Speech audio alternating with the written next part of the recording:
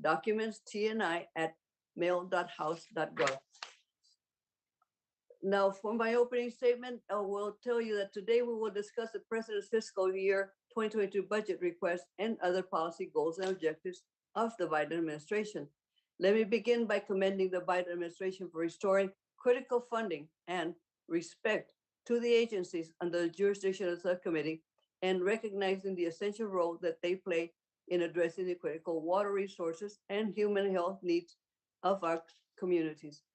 As we all remember, the previous administration tried to single-handedly gut the expertise and authorities of federal agencies, both by systematically trying to roll back environmental protections, as well as by slashing agencies' funding to prevent hardworking federal employees from doing their job that we directed them to do, and that provides critical economic, environmental, and public health benefits to the American people.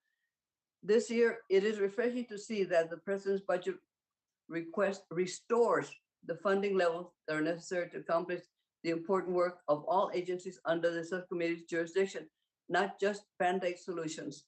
This budget request would provide funding for critical Army Corps of Engineers projects across the country, which will provide communities with flood protection, water supply, and environmental restoration. I am pleased to see that this budget request includes sufficient funds to complete a dam safety project at Whittier Narrows Dam in California. For the Corps, the fiscal year 2022 budget request represents the largest single budget request for the Corps in the entire history. The budget also calls for the largest transfer of critical navigation maintenance funds from Harbor Maintenance Trust Fund. These dollars will fund operation and maintenance at our coastal ports, which strongly support all our economy and keep us globally competitive. Such projects will be essential as we come out of COVID-19 pandemic, and which have been devastating impacts on our export economy. The budget also maintains funding for agencies with large regional impacts like the International Boundary and Water Commission. These agencies have important roles to play. We don't hear much about them in managing water supplies in the Southwest and for keeping our borders clean, safe, and reliable, and for implementing aspects of drought contingency plans with Mexico and the western states on the Colorado River. At the same time, the administration is now reviewing the nearly 100 environmental rules that were weakened or revoked altogether by the previous administration. Today, I hope to hear your plans to correct these wrongdoings and return to the protection of our environment resources rather than the protection of polluters and the bottom line. The reality is Americans know that protecting our water creates economic growth with healthy communities and clean water, as well as for agriculture, for residential and business use. As the administration looks at the many environmental protections that have been attacked over the last 4 years, there are certainly some priority areas for the subcommittee.